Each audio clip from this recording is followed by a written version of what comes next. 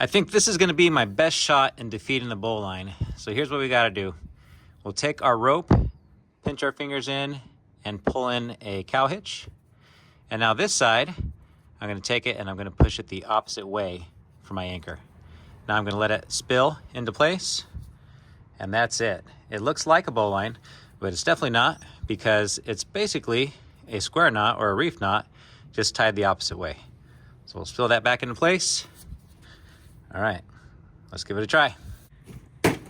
We're at the tiebreaker and we're trying 11 different ropes because we don't want an even number of wins. No ties here.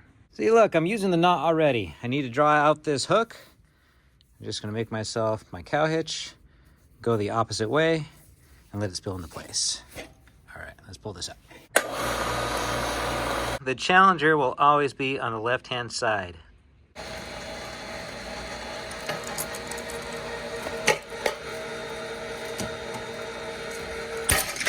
The bowline broke. Over here, our challenger slipped tight, but it's still in place. And I highly doubt I'm gonna be able to take this apart by hand, but let's give it a try. Oh, no way, there's no way in the world. That thing is on there super tight. Let's see if Matilda can help us out.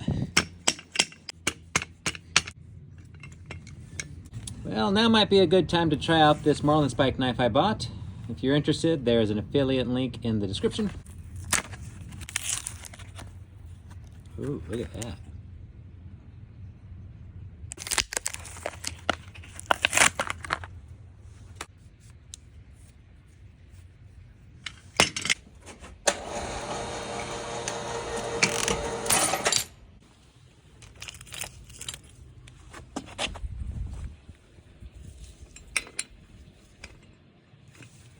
Now this one didn't collapse down. Let's see if we can still undo it.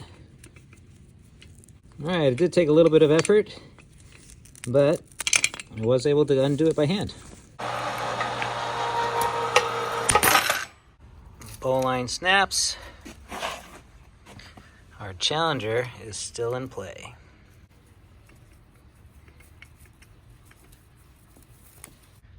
Next we have some 1/4-inch nylon rope.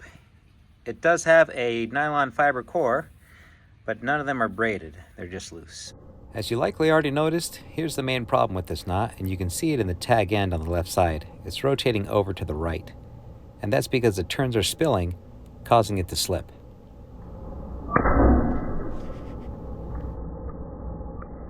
Now once it's pulled completely tight, it does bear more weight than the bowline. Bowline snapped. The challenger tightened up, but it held.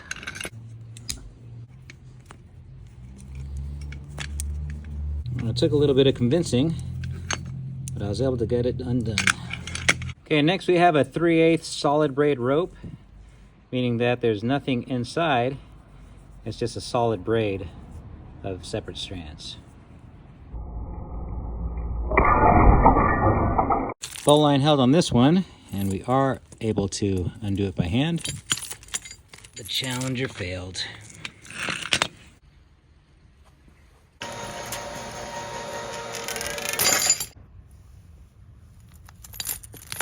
Bowline broke. All right, same thing, a little bit of trouble, but you can undo it with the marlin spike. The next 5 are relatively smaller, so we're just going to do them all at the same time.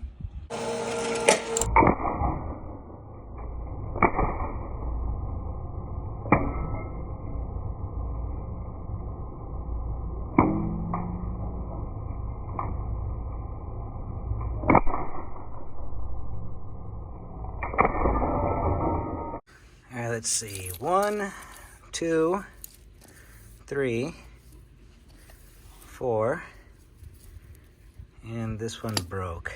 So we got 4 on this side. Let's see what happened on the other side. This one broke. All these tightened down. Paracord broke, white cord broke.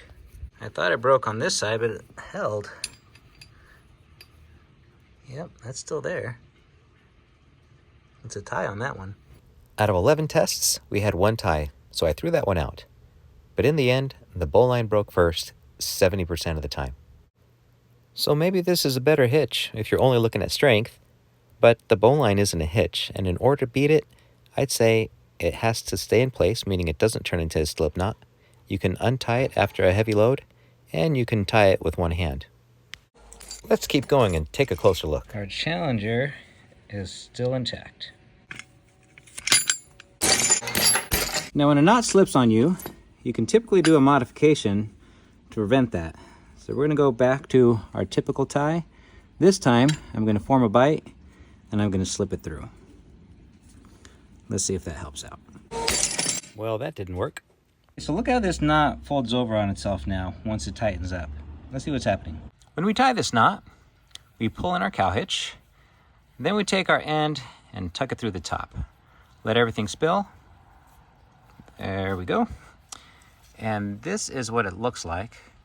But the issue is this turn right here. Under extreme tension, it inverts the knot. There we go. And then that's what we end up with. Now there's got to be a way to keep this from turning into a slip knot, but that's going to be another video. Now to tie it with one hand, we'll take our index finger, wrap it around the rope. We'll take our thumb and put it underneath. And now we just need to go with our index finger and thumb to complete that wrap and bring it out. There we go. There's our cow hitch. Now we'll take our index finger and thumb to hold them together, and we'll just swipe the loops off. There it is. Now that method only works if you have a small diameter. When you're dealing with larger rope, it's much more difficult to try to do it. Yeah, that ain't gonna happen. So if that's the case, I'll grab the end of my rope, give myself some room, and I'll do palm up, thumb on the outside. I'll twist towards me. I'll grab the rope again, ignition twist, and fold it over. And there is my cow hitch.